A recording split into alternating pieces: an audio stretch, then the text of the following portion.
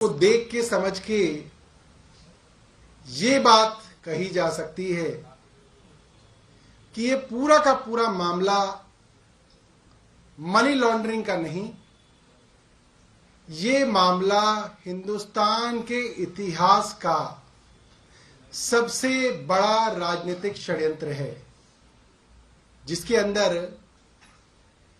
हिंदुस्तान के सबसे ज्यादा वोटों से और सबसे ज्यादा सीटों से जीतने वाले किसी भी राज्य के मुख्यमंत्री में सबसे आगे जो आते हैं अरविंद केजरीवाल, उनको और उनकी पॉलिटिकल पार्टी को और उनकी दिल्ली और पंजाब की दो सरकारों को नष्ट करने का, कुचलने का, खत्म करने का एक बड़ा षड्यंत्र है। अब तक हम सब ने देखा है, हजारों करोड़ की बात थी, फिर सैकड़ों करोड़ की बात थी, फिर 100 करोड़ की बात थी। बातें तो करोड़ों की हो रही हैं। किसी भी जगह पे अब तक ईडी या सीबीआई को 1 रुपए की भी गैर कानूनी रिकवरी नहीं हुई, 1 रुपए की भी।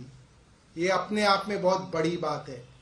जब करोड़ों का हेरफेर हो और 1 रुपए की भी रिकवरी ना हो, तो इस जांच के ऊपर बड़े सवाल खड़े होते हैं।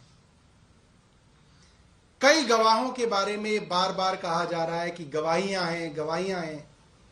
मैं आपको कुछ गवाहों के बारे में बताना चाहता हूं कि उनकी गवाही किस तरीके से ली गई।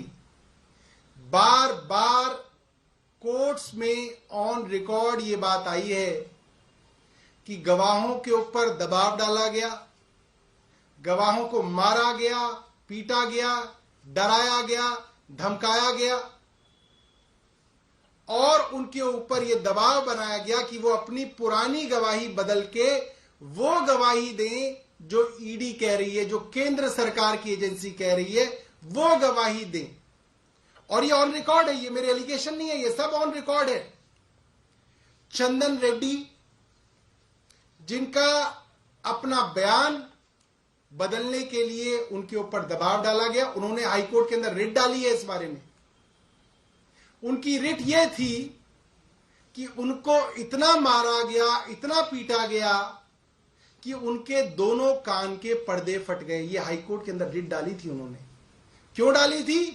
कि वो ईडी जो कह रही है वो बयान दे, अपने बयान को बदलें। अरुण पिल्लई का बयान है, ऑन रिकॉर्ड है। उनको अपनी गवाही बदलने के लिए डराया गया, धमकाया गया, उनके परिवार के बारे में कह के उनको डराया गया, धमकाया गया, उनकी पत्नी के बारे में, उनकी बेटी के बारे में। ये ऑन रिकॉर्ड है, ये मेरा एलिगेशन नहीं है, ये कोर्ट्स में ऑन रिकॉर्ड बात है। ऐसे ही समीर महेंद्रू, ऑन रिकॉर्ड है कि उन्होंने कहा कि उनके पिताजी को ईडी वालों ने अपने दफ्तर में रोका, उनकी पत्नी को एयरपोर्ट पे रोका गया और उनसे जेल में ईडी ने इस तरीके से जबरदस्ती झूठे बयान लेने की कोशिश की। ये ऑन रिकॉर्ड है। और इसके अलावा ऐसे कई गवाह हैं। संजय सिंह जी ने अप्रैल में एक प्रेस कॉन्फ्रेंस की थी, अप्रैल 2022 के अंदर। उन्होंने सब गवाहों के बारे में और उनकी कोर्ट्स के अंदर जो स्टेटमेंट्स थी उसके बारे में, जो ऑन रिकॉर्ड बातें आई हैं उसके बारे में बताया था, किस तरीके से गवाहों को डरा के, धमका के ईडी ने झूठे बयान लिए हैं। यह कहा जा सकता है ये पूरा का पूरा मामला फर्जी सबूतों और झूठे गवाहों पे आधारित है। इसका आधार ही झूठ है।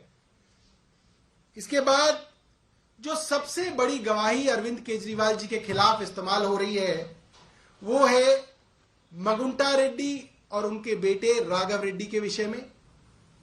मगुंटा रेड्डी के बारे में हम सब जानते हैं कि उनको एनडीए ने, प्रधानमंत्री मोदी जी की अलायंस ने आंध्र प्रदेश के अंदर टीडीपी से टिकट दिया है। वो एनडीए के सांसद बनने के उम्मीदवार हैं।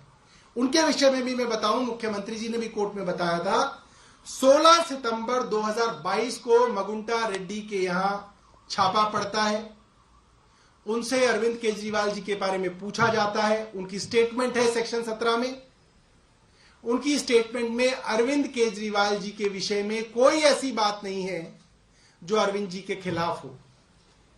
5 महीने बीतते हैं। 10 फरवरी 2023 को राघव रेड्डी, जो मगुंटा रेड्डी के बेटे हैं, उनको गिरफ्तार करती है ईडी, जेल में डालती है। राघव के जेल में 6 बार बयान होते हैं। उनके पिता के कई बार बयान होते हैं। सब बयानों में वो कोई ऐसी बात नहीं